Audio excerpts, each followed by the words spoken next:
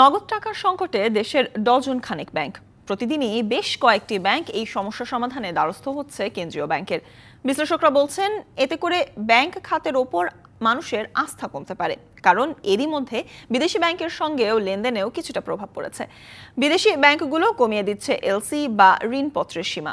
এদিকে মুডিস ফিচ রেটিং এর পর এবার S&P গ্লোবালও কমিয়ে দিয়েছে বাংলাদেশের ঋণমান।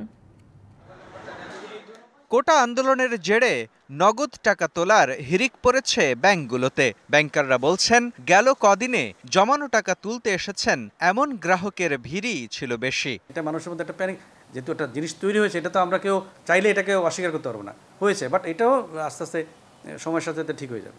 নগদ টাকা তোলার বাড়তি চাপ সামলাতে ব্যাংকগুলো দ্বারস্থ হয় কেন্দ্রীয় ব্যাংকের। কদিনে প্রায় 30,000 কোটি নগদ টাকা সহায়তা দিয়েছে কেন্দ্রীয় ব্যাংক। বিশ্লেষকরা বলছেন, আর্থিক ভিত শক্ত না করে এমন সহায়তা ব্যাংক খাতের প্রতি মানুষের আস্থা কমাচ্ছে। আর আপনার দেশ থেকে কি ইনফরমেশন যাচ্ছে, পলিটিক্যাল ইনফরমেশন অন্যান্য কিছু। তো আমার ক্যাপিটাল অবস্থা যখন দেখে টলটলামান, আমার লিকুইডিটি দেখে টলটলামান, ওরা তো অন্য কিছু দেখেন। বিদেশি ব্যাংকগুলো আমার উপরে লাইন অফ ক্রেডিট উইথড্র করে নিচ্ছে অনেক ক্ষেত্রে। কেন? তো আমার দেশে ব্যাংকের আমার ক্যাপিটাল কম, ডিপোজিট উইথড্র হচ্ছে, এই সমস্ত কিছু মিলে ওদের আস্থা নষ্ট হচ্ছে। 250-টিরও বেশি ডিজাইন অপশন নিয়ে ওয়ালটন স্মার্ট ফ্রিজ, বোঝে আপনার প্রয়োজন। আস্থার সংকটে এরই মধ্যে বিদেশি ব্যাংকগুলো এলসি বা ঋণপত্রের সীমা কমিয়ে দিচ্ছে বলেও অভিযোগ আছে। এতে বৈদেশিক বাণিজ্যে ভোগান্তিতে পড়ছে অনেক ব্যাংক। যোগাযোগ বিচ্ছিন্ন হলে যেটা হয়, না জানি কি হচ্ছে, বাংলাদেশের সাথে বিজনেস হয়তো করা সম্ভব হবে কিনা, at least in the near future, সেই নিয়ে একটা শঙ্কা জাগে।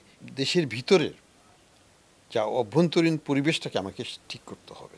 এটা বন্দুক দিয়ে সলিউশন হবে না, এটা সলিউশন করতে হবে আলাপ আলোচনা মাধ্যমে। এদিকে এরই মধ্যে বৈদেশিক মুদ্রার রিজার্ভ বিবেচনায় নিয়ে বাংলাদেশেরই ঋণমান কমিয়ে দিয়েছে আন্তর্জাতিক ঋণমান যাচাই প্রতিষ্ঠান S&P গ্লোবাল।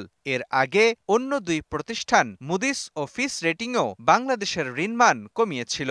এ নিয়ে আন্তর্জাতিক স্বীকৃত 3টি প্রতিষ্ঠানই বাংলাদেশকে দেয়া ঋণ ঝুঁকিপূর্ণ জানালো। মুস্তফা মাহবুব, ডিবিসি নিউজ, ঢাকা।